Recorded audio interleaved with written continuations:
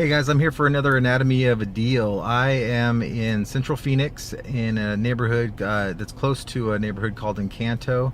It's kind of the Encanto area, which is just north of the freeway and west, but not on, it's still within the freeways. So a really popular part of town. A lot of houses around here were built in the 40s and 50s, so there's a lot of charm in these types of neighborhoods.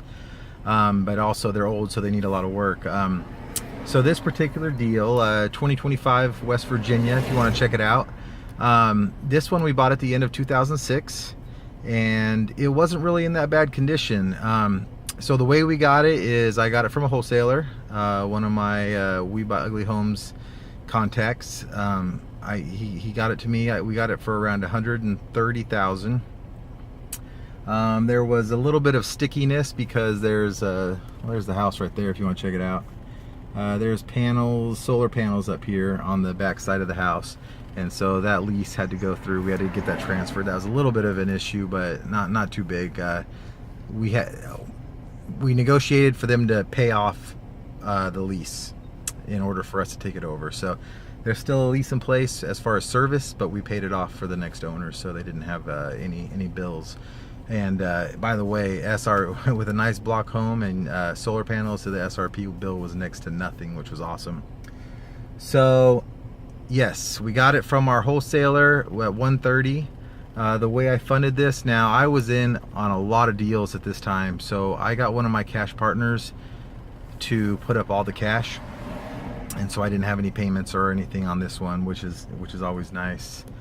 And so that's how I got the funding. We closed on it towards the end of 2016, and this one was in pretty good condition. So roof was good, they had a good AC, solar was good, they had stained floors, which was awesome. We ended up recoating them, but it was really nice. It's real popular in the area too. So what we did have to do is we did a new kitchen, new bathroom, and then and all new doors, and then we had some landscaping too. We did there was a lot of trees here, like right here there was a big huge tree, and we basically chopped a lot down, and then we added some flowers and prettied it up a little bit. So that's what needed to be done. If you follow me, you saw this kitchen. This was one of our most popular kitchens, and then also that door right there, if you can see, we had a vote on whether I should paint the door red or not, and it was an astounding yes, and people really like it. It really pops. So you know how we found it, you know how we funded it. So we fixed it. I believe we spent around $25,000 on this. New kitchen, quartz countertops. One thing that I did on here, so this is a little tip. These older houses, they have plaster walls. They weren't, they're not easy to demo. So when you're in a regular stick-built house, you can rip out the doors, put in new doors, no problem, because it's all just framed out. These are really difficult, and they're really weird sizes usually. So what we did on this is we took the doors.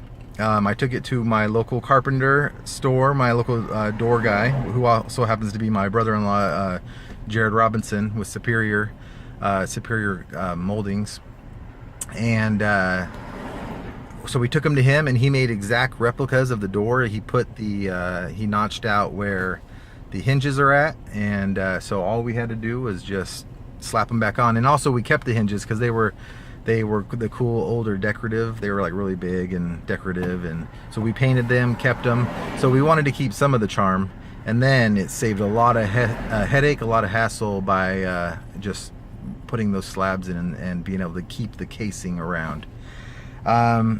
So that's what we did. And then obviously, since it's an older home, there's not a lot of lighting, so we added some can lights, a few wow factors. We threw a really cool vent fan in there. It had a Bluetooth speaker, it had LED lights, it had a black light, so it was a cool light. Little tiny wow factors that we do in there. So we'll try to put some pictures on the end of this video so you can check it out and see what we did, the befores and after.